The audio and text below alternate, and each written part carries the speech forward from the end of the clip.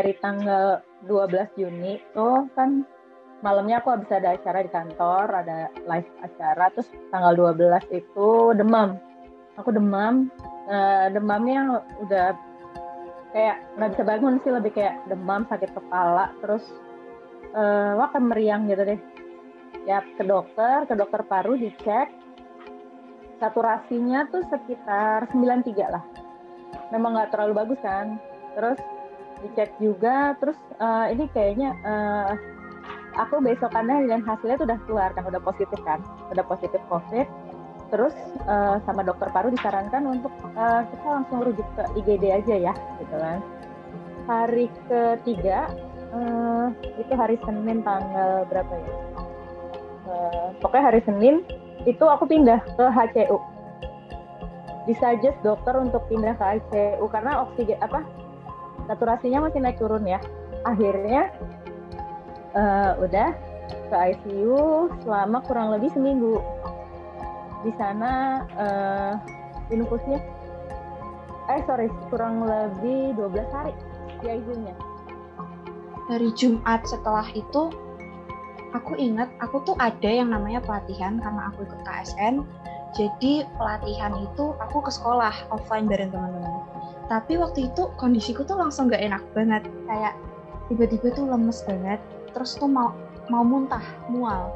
Habis itu akhirnya aku sama bapak memutuskan buat antigen. Dan ternyata emang benar, aku sama bapak juga ikut positif. Terus akhirnya ibu sama bapak itu benar-benar gak kuat untuk di rumah gitu. Dan kita mutusin buat nyari rumah sakit. Tapi waktu itu emang COVID lagi gila-gilanya di Semarang. Jadi rumah sakit benar-benar gak ada tempat. Terus akhirnya disaranin udah ke Purworejo aja karena di Semarang gak ada rumah sakit kan. Nah akhirnya bapak sama ibu dijemput pakai ambulan untuk ke rumah sakit Purworejo itu buat ya perawatan yang benar-benar perawatan. Karena emang di rumah kita gak bisa ngapa-ngapain. Pertama ketahuan tuh sebenarnya bergejalanya sih sebenarnya gejala-gejala ringan, tapi nggak ngerti kenapa tuh kayak mencurigakan gitu loh. Gatel tenggorokannya, tapi feelingnya itu udah bukan gatel biasa. Terus pusingnya juga bukan pusing biasa, karena pusingnya tuh aku nggak ngerti bahasa tepatnya, tapi aku selalu bilang itu pusingnya menyengat karena kayak nyetrum gitu loh. Kalau ini ada syaraf-syaraf kayak gitu, sampai bilang sama suami kan, karena waktu itu PCR masih susah banget. Untuk cari PCR langsung itu susah banget, pokoknya susah lah, prosesnya susah banget, dan ketemu pun harganya masih sekitar 2 jutaan, 1,8, 2 juta. Akhirnya berusaha riset mencari yang termurah di Jakarta masih 1,3 di daerah Kemang, terus bela-belain ke Kemang demi 1,3 itu. Itulah, disitulah PCR hasilnya jeng-jeng hasilnya positif gitu, kayak bagai petir di siang bolong gitu. Sebenarnya badannya kayak nggak ngerasa kenapa-napa, cuman memang yang bikin panik adalah karena dalam seminggu ke belakang itu kan interaksi eratnya tuh sama anak gitu, jadi pikirannya lebih ke situ tuh menunggu hasil PCR anak gitu. Itu deg-degan gitu. Terus aku tuh setiap malam memang nggak bisa tidur, Mbak. Kebetulan untuk saat di rumah sakit, saat sakit kemarin lah, itu benar-benar nggak bisa tidur. Baru bisa tidur mungkin sekitar subuh, ngelewatin subuh dulu baru bisa tidurnya pagi. Siang pun tidurnya nggak terlalu nyenyak gitu. Jadi semuanya kan kalau udah nggak bisa tidur pasti kan jatuhnya overthinking ya, mikir macam-macam ya kayak gitu. Nah kayak gitu jadinya nah di situ Mbak aku ngerasa kok lama banget ya, masa kok ini gini banget sih kayak gitu. Kayak aduh aku nggak tahu nih bisa ngelewatin apa enggak kayak gitu, lebih ke sana sih Mbak. Terus setelah 3 hari itu bapak bilang kayak yaudah doain ibu ya, ibu ini masuk ICU.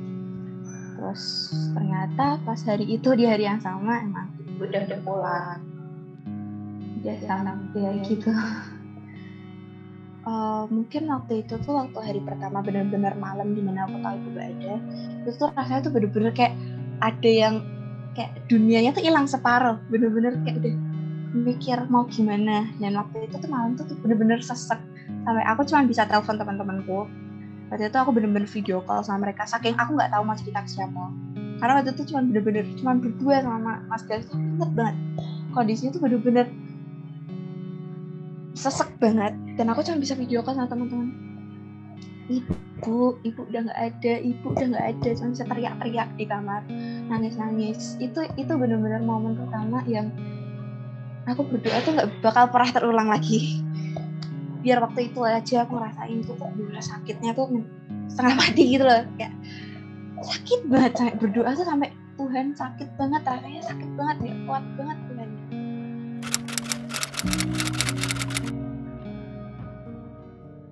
Cuman kayak ini bukan saatnya bercanda lagi gitu loh, karena berita duka udah makin ke circle semakin dekat gitu. Jadi nggak ada salahnya untuk kita ngingetin orang terdekat kita. Biar orang terdekat kita pun akan mengingatkan ke orang terdekatnya lagi gitu. Jadi kayak pesan berantai gitu ya. Semoga bisa kayak gitu. Tolong jangan egois gitu loh. Maksudnya jangan mikir jangka pendek.